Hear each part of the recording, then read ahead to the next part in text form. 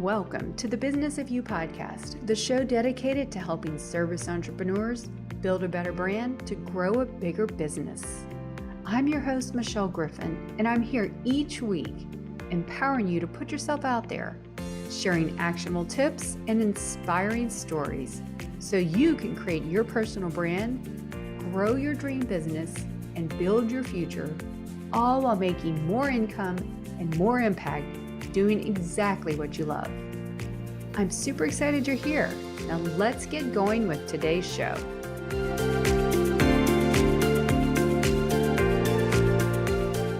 Welcome everybody. This is the fourth episode of the Business of You. I'm Michelle Griffin, your host, and I'm super excited to introduce my guest. But first, I have a question. When you're online building your personal brand, no matter if it's LinkedIn or any social media platform, do you find yourself comparing yourself, or even worse, second guessing yourself? And I'm sure you do, because guess what? We all do. I don't care how big you're following, how long on your journey you are. We're only humans, and that's what we do. So today we're going to talk all about your well-being and building your personal brand. I'm so excited today to welcome my friend and my guest, Ancuta Boicuic. Did I get that right? Welcome. Yeah, that was good. Thank you so much. Oh, so exciting. Yes, Looking forward to this. we've been LinkedIn friends for kind of like a while now, and she has amazing content. So I know you tell us about yourself. I was going to introduce you, but why not you do it? Thank you. I have quite a real and raw content, I would say. I'm a very emotional human being, and what I do in my day-to-day is I write content for one of my friend Alexandra and her podcast called Family Podcast, and I also work full-time as a customer experience. Yes. And then you're really passionate about mental well-being, healthy well-being, and showing up in line. So that's what we're here to talk about today, because I was telling her in the pre-chat, I was like, I'm really feeling the unbalanced part today. It's just really hitting me hard. I tell everyone to put yourself out there, right? I do. And then guess what? It gets to be really hard sometimes, especially, I don't care if you're working for a corporation or an entrepreneur, it just gets hard. So today, tell us exactly why is it so important to find that balance, you say, online? I think finding balance overall is a topic that is very, let's say, complicated for many. And I think we forget that our mind and body is connected and we can't keep going for a long time. So I think it's really important to work hard, but also work smart and with our bodies, with our minds, understand what works well. Well, for me, what is really important is to set boundaries on how you work and how you live your daily life. So I think overall, just thinking a more of a holistic perspective towards your daily life and your energy, and not so much how much we can produce and how many goals we can achieve, right? Because we can't do it without our health, after all, no matter if it's physical or emotional health. So I would say that's why for me this is such a big part. And I'm also going myself for a journey of, as my therapist called it, a transformation to a more healthy awareness and understanding. Mm-hmm. So I really like to share that, and it's might not be the most popular content on there, but the ones that. Well, it's important. It's totally important. Tell us about what you talked about in your post today, because that was super important about showing up and all the things. Like the problems I was highlighting, and you did too, is we have imposter syndrome, right? We have the fear of stepping out, the fear of writing and being judged. Just, and also too, the flip side of having too much time online, and that gets to us too. So tell us some of those things you talked about today and what we need to do to fix that. I think my sort of 5 mini steps that could be applied in what I wrote today is that you don't have to look at others with the sense that you are not doing enough. I think finding the awareness and the point where I really know what I'm doing and I'm aware that I have to grow. And of course, we all should grow. We're in continuous growth. But in the same time, we should not compare with someone's congratulations post or with someone's, success on 1,000 characters on LinkedIn or other posts, other social media, where it's even more, perfect and polished. And I think starting from that point makes you realize that you have actually something unique. And since you since you're talking all the time about personal branding, that's kind of the first point to start also with personal branding, understanding your unique value and that it's not about blending in. It's actually sort of challenging what already exists and being yourself. And literally for me, my sort of motto is challenging the norm and standing out in a respectful way, of course, because that's how you grow as a human, not by sort of following the others and what's Exactly. Easier said convenient. than done, though, right? I mean, we all Yes. want to stand out, but we find ourselves blending in. So let's break that down. Like, what's the first step? Like, where does one start? Because it's so easy to say, I'm going to do it, I'm going to do it, I'm going to do it, and then we don't do it. So, what do you think? I think from my own personal experience, I would say that not trying to solve the world, I mean your world, try to Hmm. understand whether it's something professional that you're striving after or whether it's something personal that you want to work on. And from that point on, simply just writing what you're good at and what can you do for yourself and for others. I think that is really important. I had at one point this challenge and I loved it. And I spoke actually with someone who I met through LinkedIn about the 100 things you're good at. Ooh, yeah. Um, and writing that list actually really opened my eyes. There are so many things that I would never say about myself that I'm good at. And I'm not talking anyway expertise or anything like that, but just something that I really know how to do and I feel proud of doing. Hmm. And I think I read this somewhere on Justin Welsh's one of his posts about that. And I think really resonates with the fact that we really focus on what we don't have and You're what right. we lack. We have to twist it around and it's really a hard process. And I'm not here to tell everyone that this is like sort of writing on paper and that's it. Just every day accomplishing something and celebrating it and realizing that you have something unique to give to the world and the world has to see it when especially when you build a brand for yourself. And Exactly. yeah. Well, tell me though, because your LinkedIn journey, when did it start and how did you decide to come out? Because I think you also pivoted. I know that word is a little overused, Mm. but you changed up some of the way you were presenting yourself. Is that correct? How did you find the courage and the confidence to do that? Well, it started when I lost my job last year. I was active back in June, July last year, but then it was also with a purpose to find my next sort of career move. But then I Hmm. realized that's not really why I'm on LinkedIn, and I don't want to be one of those. So I just wanted to find a space where I can write. And I actually never realized I see myself as a very sort of raw and genuine type of writer that Hmm. uses simple words and tries to do the catchy phrases, to make people read my content. And I just saw that people are writing me back in private messages telling to me that this post inspired them. And I started sort of going from the likes and the comments and the numbers towards the impact that I can create, right? Yes, Um, exactly. and it went like that. And it's a journey that, of course, some days are not great, some days are better than others. But I still stick my ground to the fact that I'm not here to sell you anything. I'm just here to empower you and make you understand that you actually have something to offer and it sits within you and not someone Yeah. external. That's really good. Now, you had the courage to come out and now you're a writer. I think you were doing something else in your previous role. What are the first steps that people need to take? Like, I know that 100 to have that 100 things about you. I would love for you to find that post if you're wanting to, or a template Yeah, to of do course. that. And we can link it in these comments. And then people can do that. Like if I thought of doing 100 things, I think that is the hardest thing, but probably the most helpful thing, right? 100 Yeah. things, that's huge. I mean, I would just, would you share that list or at least the template for it to get started? The template is very basic. I took a Okay. piece of paper, wrote the 100 things I'm good at, and I think the first 40 came pretty easily. But it was then from 40 onwards until I reached about 70, 80. It was That's quite a huge. process. I'm my biggest critic and my biggest enemy, as We I all say it to are. myself.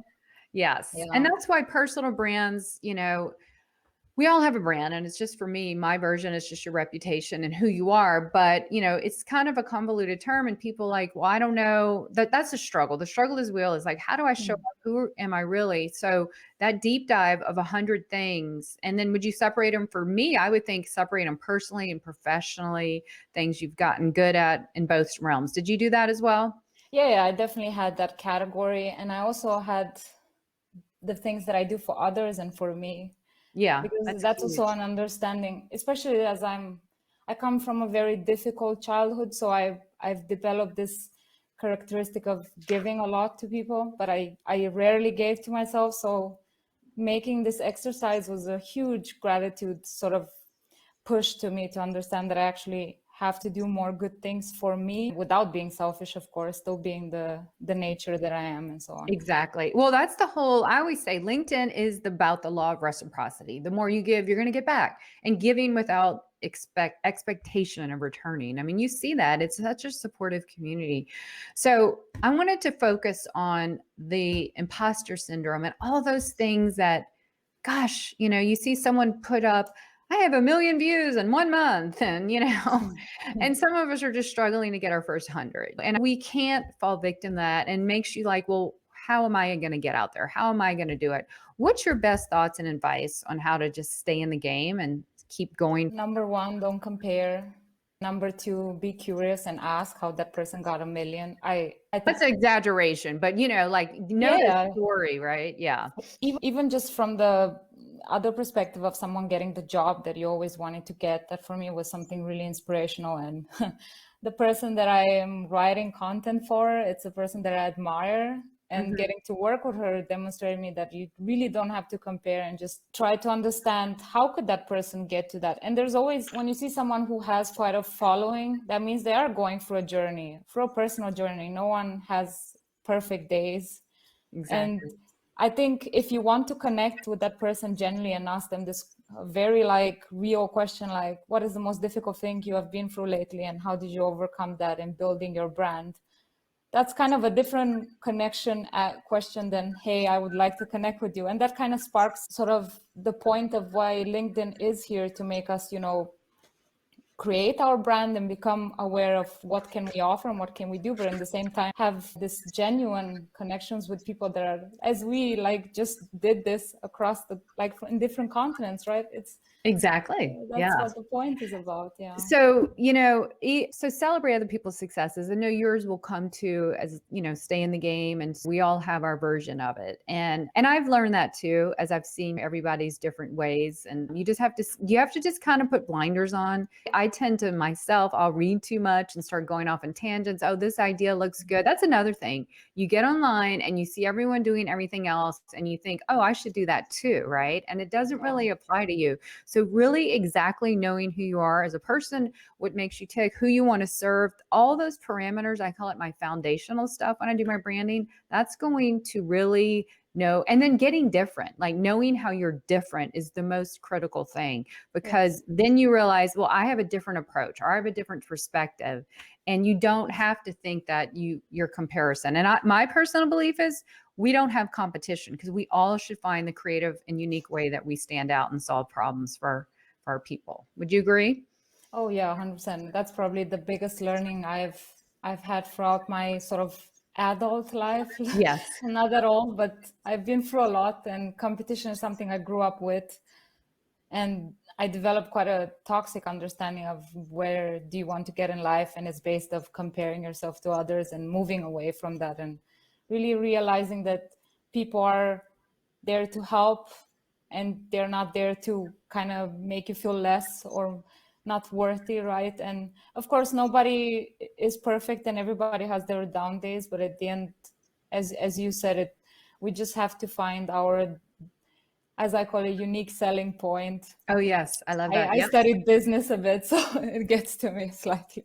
No, it's But it's yeah, exactly true. A person can have a unique selling point, a unique advantage, and we all do, because no one else has your stories, your experience, your perspectives, your background. All those things weave in, and that's why, if you see someone who makes you feel like, oh, the competition, I feel like an imposter, the biggest and boldest thing you could do is go and congratulate that person. Like if you see a post, I mean, that's a huge step, knowing it's exactly. validating.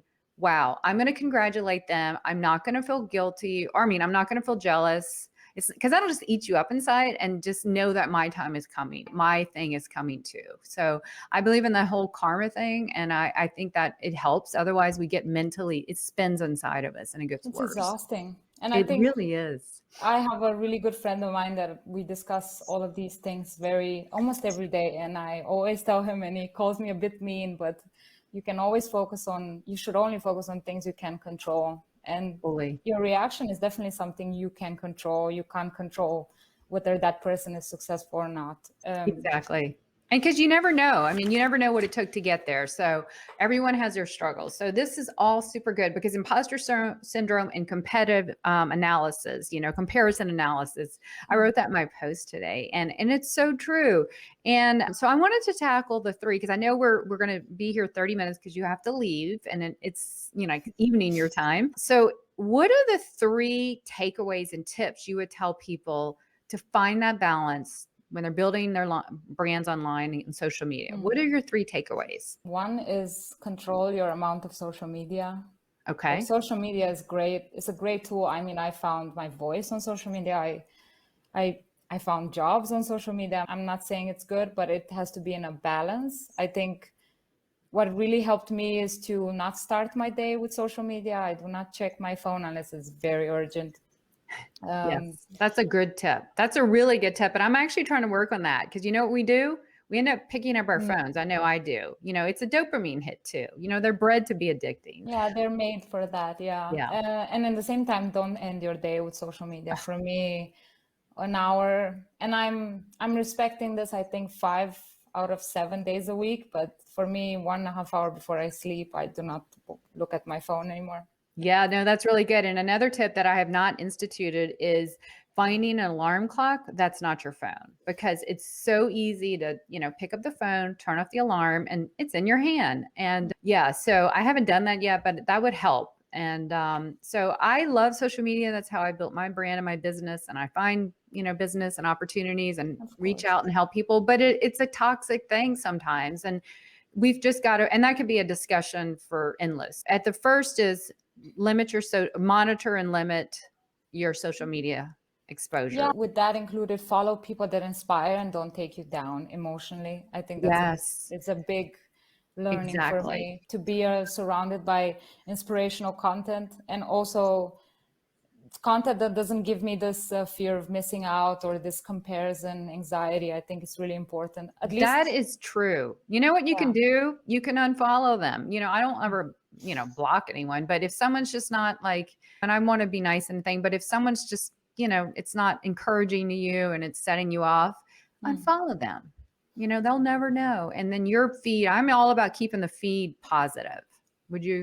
Is that what you do too? I think respect towards your audience, your community. Audience sounds a bit too much, but community. Yeah, I call it community too. Exactly. Yeah, and the people that you reach and they reach out to you, I think respect overall is really important. I tend to say, and that's maybe number 2, I am not a different person, for example, when I talk to you and when I leave the house. And having this sort of course, I'm myself when I'm alone, right? I'm my own person, but then I don't try to portray a way that it's healthy for you to sustain long term. That's also in regards to personal branding as well.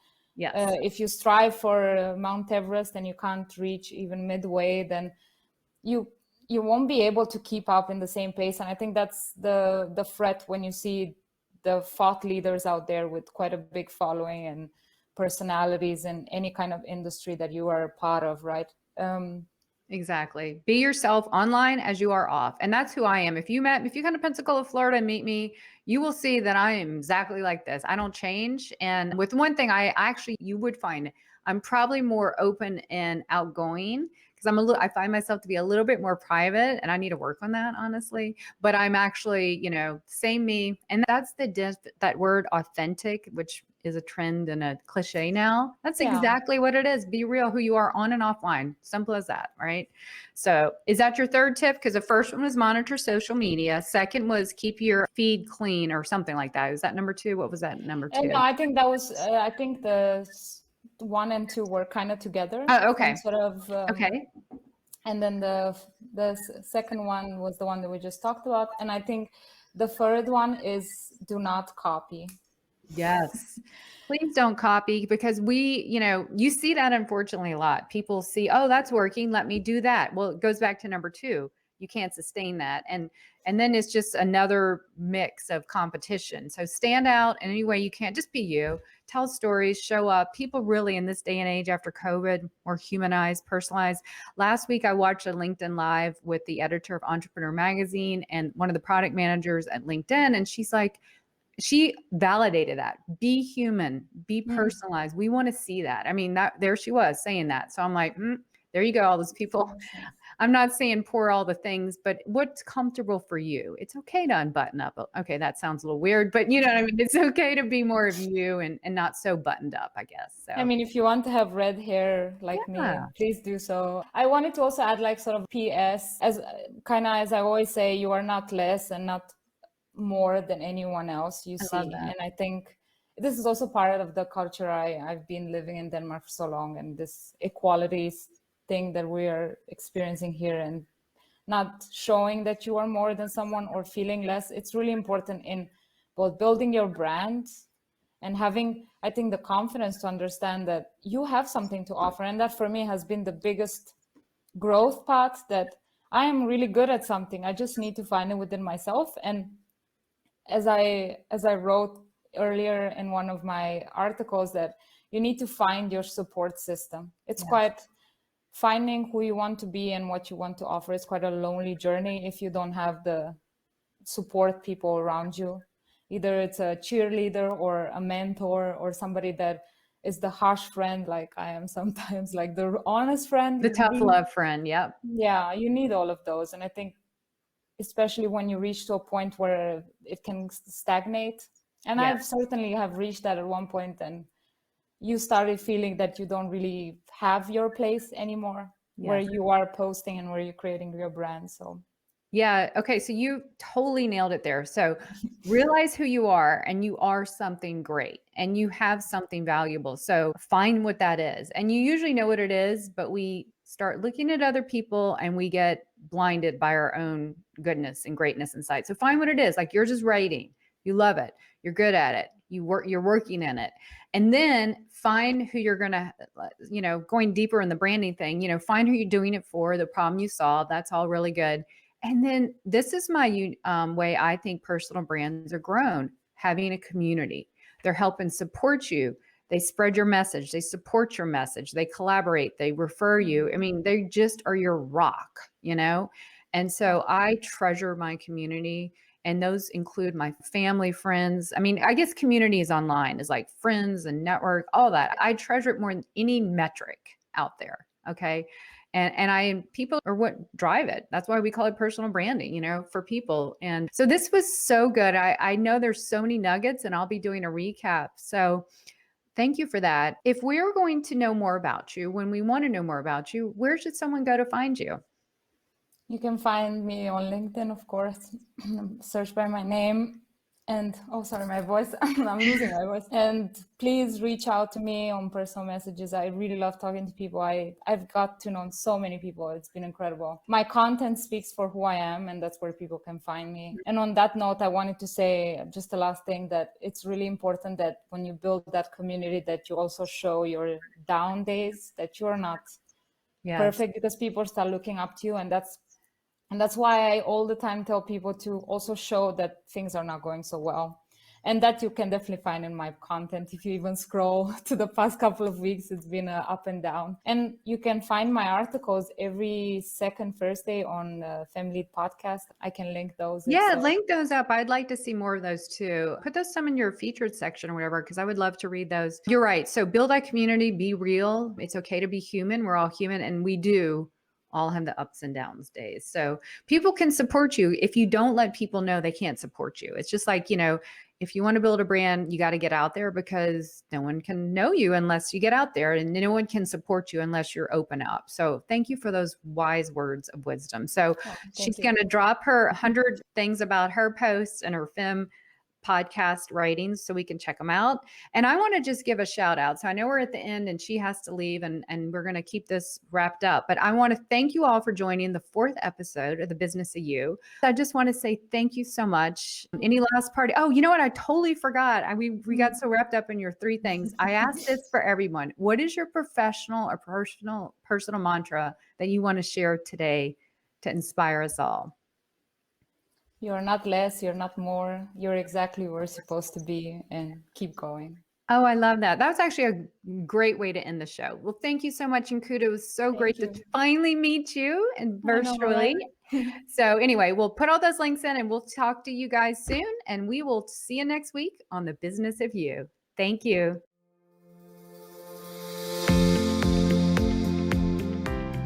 Thanks so much for tuning in today. You know, we definitely need more impactful entrepreneurs like you out there.